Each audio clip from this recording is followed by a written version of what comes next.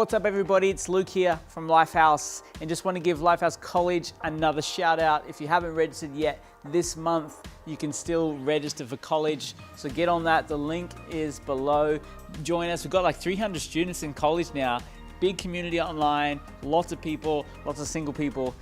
So you jump on there, you could find the love of your life and also learn a whole bunch of amazing studies. So it's going to be incredible. Tonight we are going to look at a finance series. We're going to be talking about financial freedom, and this series is seriously one of the things that could really have a big impact on your life. We're going to learn about what God says about finance. So get ready to take some notes. Seriously, tune into this because it's going to be incredible, life-changing. So here we go right now. Let's talk about financial freedom.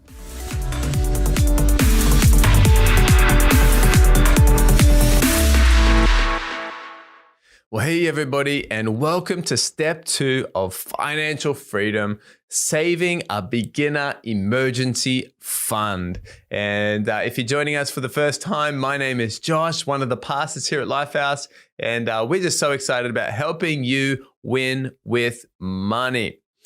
Saving a beginner emergency fund, step 2. What is a beginner emergency fund? Well, this is where we recommend in step 2, after making a budget, planning out your finances, step 2 is setting aside about $1,000 for a rainy day fund.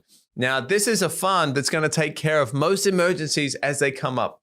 Maybe your car gets a hole in the tire, or your bicycle breaks, or your phone breaks, you lose a phone, or something happens.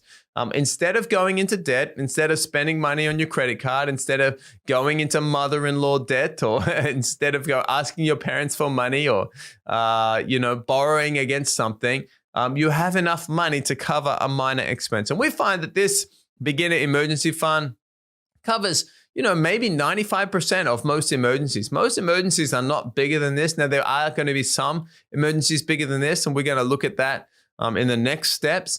But this is a fund just to cover those little things that come up in life as we're going through and getting out of debt. And I want to encourage you, put this somewhere that you can't access easily, so that you won't be tempted to spend it, on a holiday or that iPhone.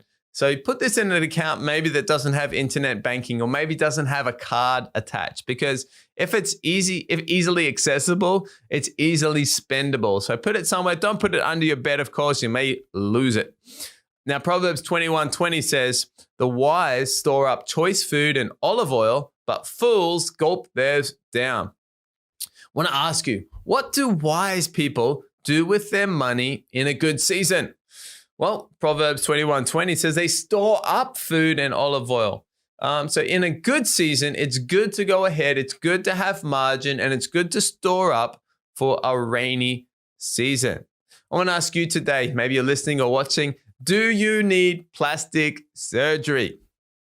You may say, what? What are you talking about? I thought this was a financial freedom course. Yes, I'm talking about spending money on plastic. Maybe you've got trouble. You spend too much on your credit card or on your debit card. Maybe you need some surgery. You need to cut them up. Do you need plastic surgery?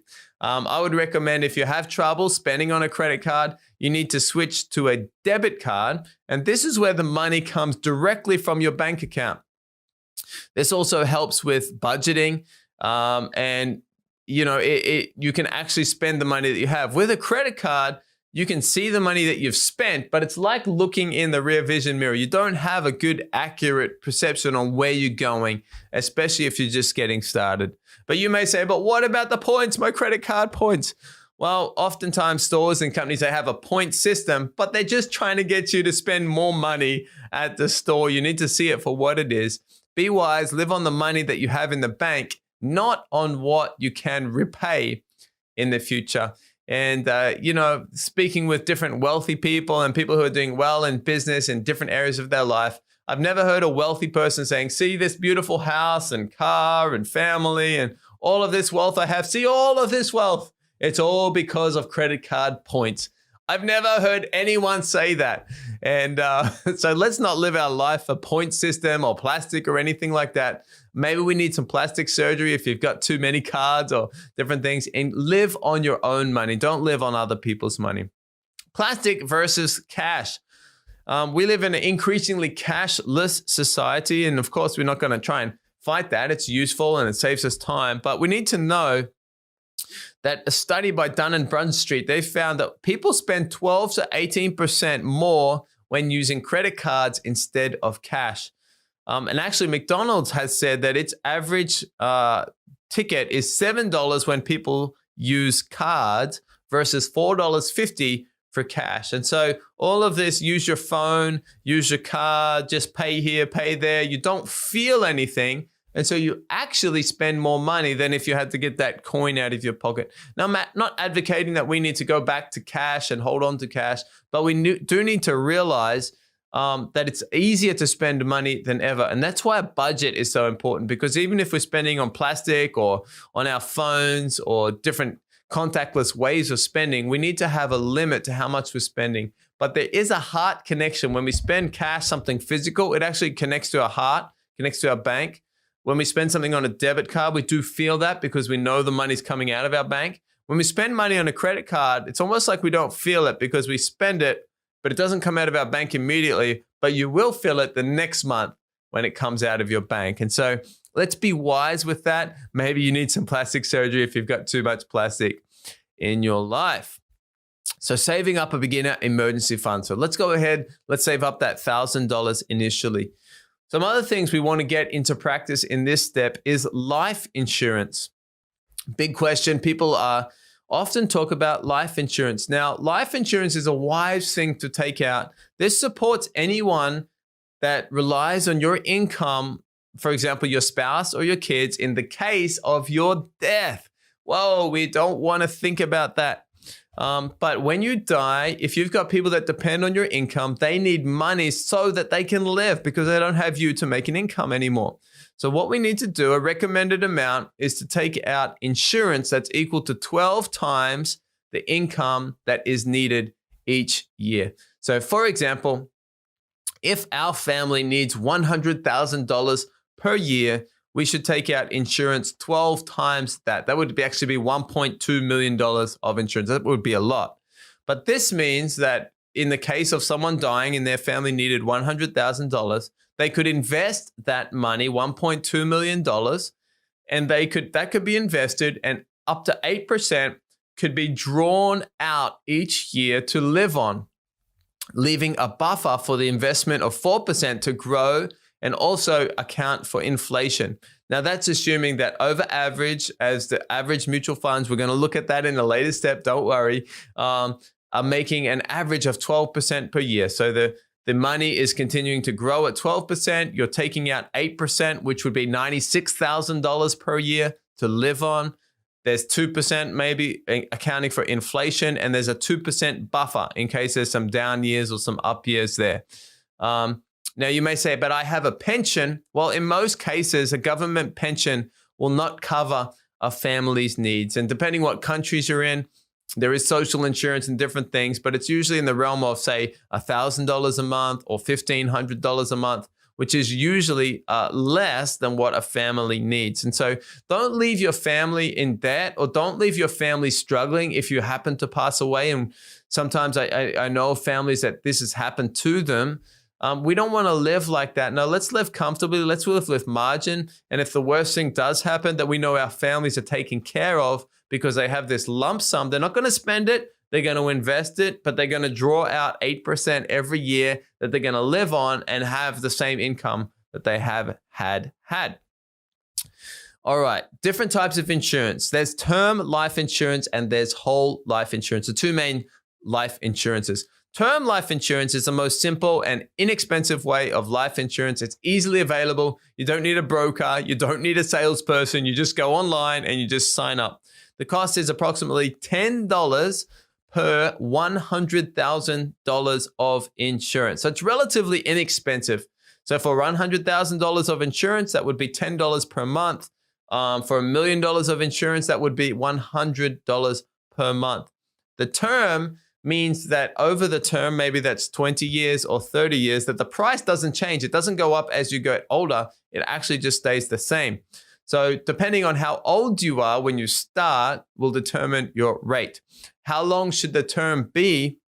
Well, in most cases, it should cover your kids growing up and going to college. So for example, if your child is 1 year old right now, you might want to get 20 years of term life insurance, which means you are paying insurance for 20 years. And then if you happen to pass away in 20 years, well, in 20 years, your kid is grown up, they're in college, they're good to go.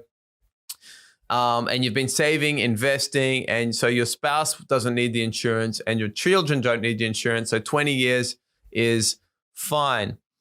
So that's the term of it. About 20 years is recommended, but you need to time that so when your children don't need it anymore. Whole life insurance, this is another type of insurance. This is a package of life insurance, savings, healthcare, all kind of mixed into one, and a generous commission to the sales agent that sold it to you. It's usually sold in person, perhaps even door to door, has very large commissions. Up to half of the policy that you're paying is actually going to pay the salesperson or the middleman or the company. And it's much, much more expensive. I mean, it may be thousands of dollars per month. And so we would recommend get your insurance with an insurance company. Do your investing with an investing company, do your savings with a bank company. You don't need to combine them all together and pay a premium for that. No, get some term life insurance. It's very simple. Do the research for yourself or ask your coach if you're going through this in a course or a connect group. But don't, do your homework first. So have a look at that. So personally, we have term life insurance. For 20 years, it's going to cover us. It's going to cover the kids. We're going to be fine. And there's just a lot of peace of mind at that, hey, if I happen to pass away or the worst happened, that my family is taken care of. And so have a look into it.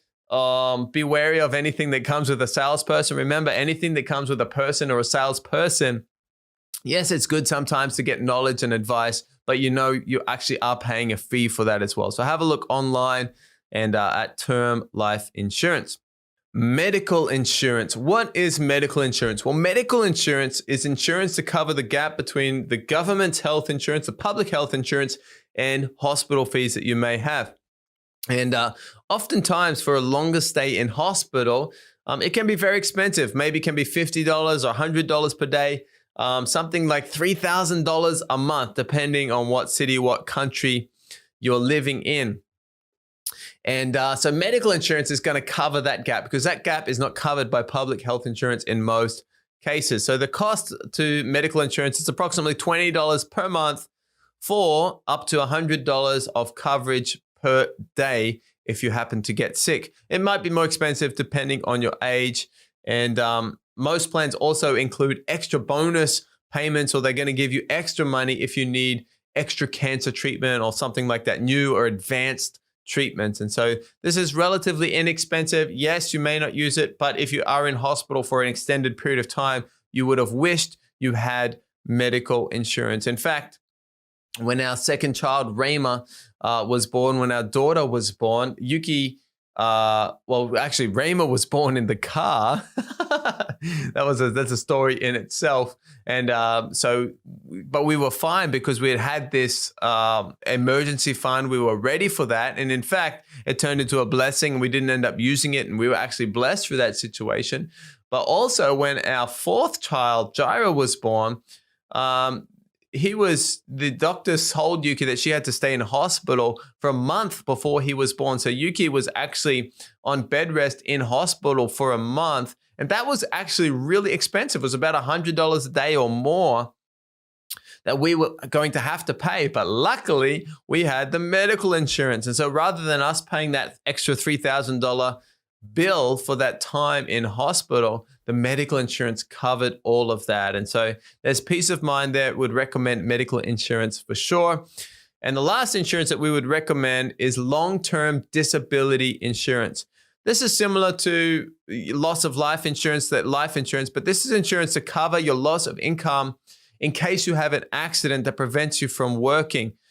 This is more expensive than the other insurances because it's actually a lot more common. It's more common these days that if you had a car accident or something happened to you, that you're still alive, but maybe you can't work the job that you were working in. Maybe you use your hands to do things. I don't know, you might chop your hand off or something. You can't work, or maybe you got brain damage or brain trauma and you can't think or act in a certain way. And so this is insurance to cover, to give you money to cover your salary in case you can't work. So the approximately cost for this is about $50 for $3,000 per month salary. So it's relatively more expensive. And it is more expensive depending on your age. But once again, it's a peace of mind insurance. Maybe you're not going to insure up to your whole salary. Maybe that's going to be expensive, but you do want to have something that, hey, if I get a disability, if I get in an accident, if something happens, well, there's going to be insurance that's going to pay me a monthly salary because I can't work if that happens. And so these are the three insurances: term life insurance, medical insurance, long-term disability insurance. Let's get those into action during this step. And let's also save up our beginner emergency fund of $1,000.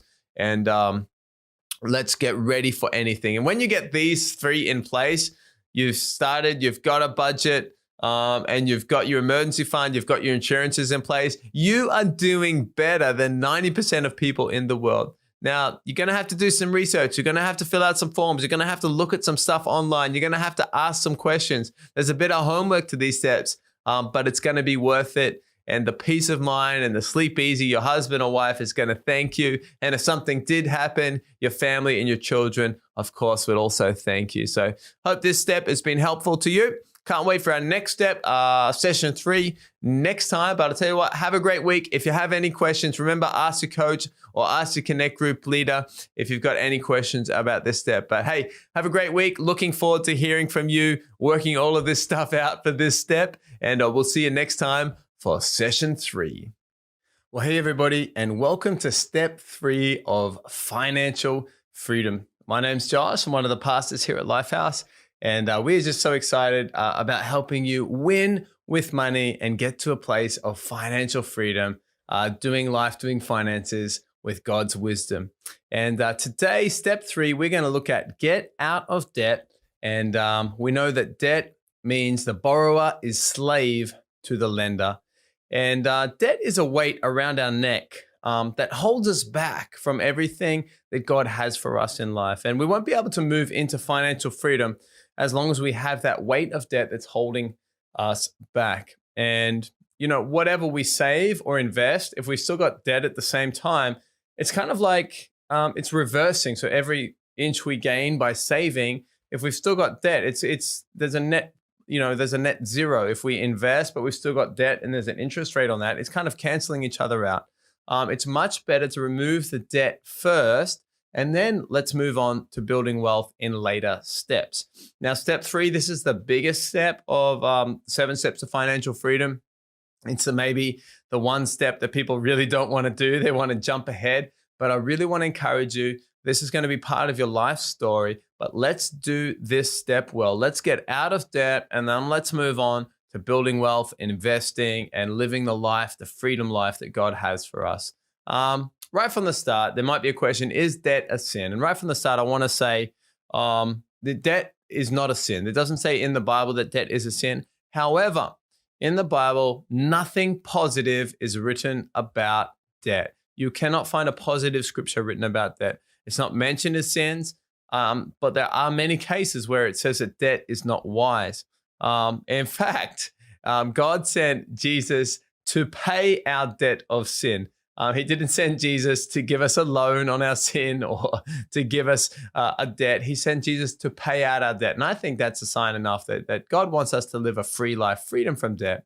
Proverbs 22:7 says, the rich rule over the poor and the borrower is slave to the lender. So there's a question there about what power does the lender have over the borrower? And you may not have thought of it like this, but the Bible is actually saying this is actually a spiritual concept. When you borrow money from someone or from an organization, when you owe money to something or someone, you are actually a slave until you pay back that amount of money. And so what we need to do with debt is we need to get out of debt. We need to get mad at it. We need to attack it.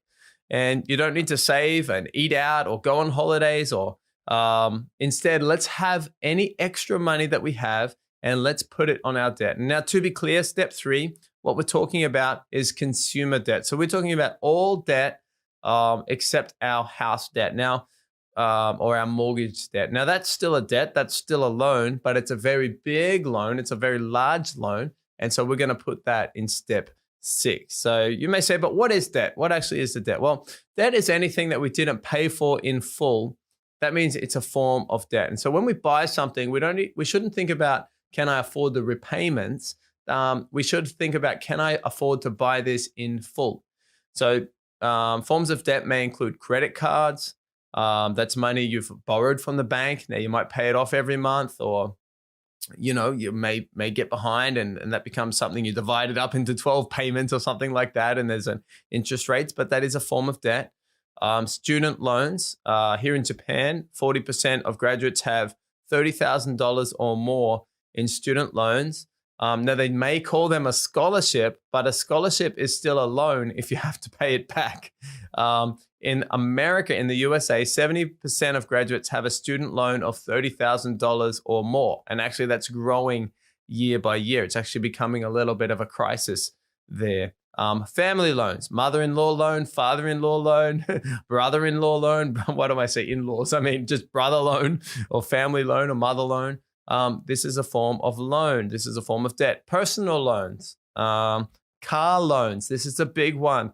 This is maybe the least recommended form of debt if there are any, because as soon as you drive that new car off the lot, as soon as you get that loan and you sign the paperwork and you drive away, that car is actually going down a lot in value, but your loan is not going down a lot. You still got to pay that off. And housing loans. So obviously housing is also a mortgage and a loan in most cases, but we're going to put that aside until step 6. Proverbs chapter 6, 1-5 talks very clearly about that. It says, "My son, if you've put up security for your neighbor, if you have shaken hands in pledge for a stranger, you've been trapped by what you said, ensnared by the very words of your mouth." And I think there's many people, and maybe this is you today listening to this, and you've signed something. Maybe it's a phone contract, maybe it's a credit card, maybe it's a car, and you've signed it, and then you've realized, oh, hang on, I'm actually trapped. I'm actually stuck. I'm stuck in debt. This is the case for many people. And this is what it says. It says, "Do this, my son, to free yourself, since you've fallen into your neighbor's hands. Go to the point of exhaustion. Give your neighbors no rest. Free yourself like a gazelle from the hand of the hunter, like a bird from the snare of the fowler." And I don't know if you've ever seen a gazelle running away from a lion, but a gazelle, it runs, and it changes, and it just gets out of it, does whatever it takes to escape. And as a kid, I tried to catch birds before. I've never caught a bird. It's very hard to catch a bird because if you put a box on a bird or you do grab a bird, it's going to worm, it's going to grab away, it's going to fly, it's going to do whatever it takes to get out of it. And this is a picture that God is painting when we're in debt. If we owe money to someone, we should be doing everything we can to get out of that. We shouldn't be putting aside money to save or invest or eat out or go on holidays. We should be, let's get out of this debt and then let's enjoy our freedom life. There's an old saying, like, if you're in debt, the only time you should be in a restaurant is if you're working in the kitchen. If we've got debt to pay off, we should be doing everything we can to get out of that debt, not just taking it easy and relaxing, because the sooner we can get out of debt, the sooner we can start investing and saving and giving and live the generous life that God has for us. So how can we get out of debt? Well, Dave Ramsey, one of the world's foremost experts in financial planning, and he's a good Christian guy, he recommends something called a debt snowball. What a snowball is you start on top of a mountain, the debt snowball, and imagine you've got a snowball and you roll the snowball, it picks up more snow, and as it rolls, it gets bigger and bigger and bigger and bigger until it turns into a huge snowball with momentum. This is what we want to do with our debt. We want to make a debt snowball. So we've got to list out all of our debts from smallest to largest. Don't worry about the interest rates. That's just going to complicate things. Some people think about debt and about finance in terms of interest rates and savings and maths, and that's all good. But what's going to get you out of debt over maybe 1 year or 2 years is you're going to get mad at the debt. The math is not going to get you mad. The math is going to cause you to delay things or change things. You need to get mad at that debt. So forget the interest rates for the time being. Let's list out our loans from smallest to largest and start to pay off everything you can on the smallest loan. And then on the other loans, we don't forget them, just pay the minimum on the other loan. So if you've got a smaller personal loan or a credit card loan. Let's start paying everything off that, and then let's clear out that first debt. Everything left over from our budget, let's put on that first debt and let's get rid of that. Once that's done, you transfer that amount that you were paying onto the next one, and you focus on the next one and you get rid of it. And then the third one, and you get rid of it. And maybe something like university loans or something like that is going to be last on the list. But as you get rid of debts, you're going to feel good. I believe you're going to step into more of God's blessing, and you've got this momentum going where, hang on, I can do this. And maybe what seemed like it was going to take 1 or 2 years, suddenly you start to get momentum going and you're feeling good and you're hitting that debt and you're finding extra money or working another job or a side hustle, and you're knocking out all this debt that could be holding you back. Debt snowball is about momentum. So it's less about math, more about getting mad at your debt and starting with the small victories that are going to lead to a great momentum. So you might say, well, when can I be debt free? Well, to calculate how long until you can be debt free, just get your total debt and divide it by your monthly savings. So if you have $10,000 in debt and you're able to save $100 a month, that's going to take you 100 months to get out of debt, which is going to be about about 8 years, I guess. Now you need to be saving more. If you've got $10,000 in debt and you can save $1,000 a month, get a second job, do something like that. That's just, you're going to be out of debt in 10 months. And now many people maybe have a debt of $20,000, $30,000, $40,000 student loan. You've got to say, how can I get that $1,000? How can I get that extra $2,000 a month to pay on my loan? And most people that we talk to, most people that we coach, most people that we help in a Connect group can get out of debt in 1 to 2 years. And so if you feel like, well, this timeline is too long, or maybe I can't do it, you need to either adjust your budget, get a second job, or feel free to talk with someone, a pastor or your Connect group leader, and say, could you give me some advice on this? I remember for Yuki and I, my wife Yuki and I, we were married. We just started to have children, and we were looking at buying an apartment. And we saved up money. God had been blessing us, and we'd saved up money to buy an apartment, to put a deposit down, and to get a mortgage on an apartment. And just when we were about to sign the paperwork, I felt God speak to me about looking at my old university loan, my student debt. And I hadn't thought about that in a long time, because I was from Australia, lived in Japan, and Australia had an agreement that if you lived overseas and you weren't earning money in Australia, then you didn't actually have to pay off your student loans. And it was a loophole many Australians were using. But then I looked into that, and actually at the end of that year, they were going to make a law to say, even if you're living overseas, you need to pay back your student loans. And I felt more than that. I felt God say, before you buy the house, I want you to pay off your student loans first. And so I got the password, I logged in online, and I was surprised that my student loan that was $20,000 had now grown with interest. Even just the 2% interest rate had now grown to about $30,000. I'd completely forgotten about it. And so I had to go to Yuki and I had to say, well, sorry, I didn't tell you this when we got married, but that university I went to, actually there was a student loan to that, and that money that we've saved for the house and worked hard and we've been saving for many years to buy that house, I feel like God is saying we should put that and pay off the student loan and then get into a place of moving into the house. And of course, Yuki said, yes, maybe not initially, and maybe it took a few days to forgive me, but we took all of our money and we said, we're going to pay off that loan. And we paid it off and clicked that button. I think it was on the last day of the year, December 31st or something like that. And I tell you what, as soon as we clicked that button, I felt so good. We felt so good. We just felt the peace of God, the blessing of God. And it was like there was a weight we had, or a weight I had on my shoulders that I didn't even know I had. But when I paid it off, it was like that weight lifted. And what happened? We thought, wait, maybe we're going to be set back a while for the house.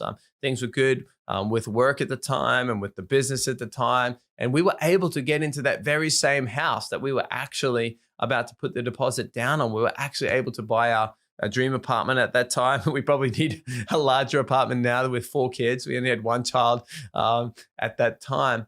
But I tell you what, I believe we were able to get in there, and it was a blessing because we were doing things right. And sometimes if you have debt, and there's a blessing coming. When you've got debt, sometimes that thing that was meant to be a blessing, like a new house or buying something new or that new relationship or something, oftentimes I believe the enemy can use things like debt to turn that blessing into something that's not so good. For example, when you've got university loan or you've got a big amount of debt and you stretch yourself and you buy that new house, but you don't have any margin, what happens if the hot water system blows up? Or what happens if the air conditioning stops working? Or what happens if there's a disaster?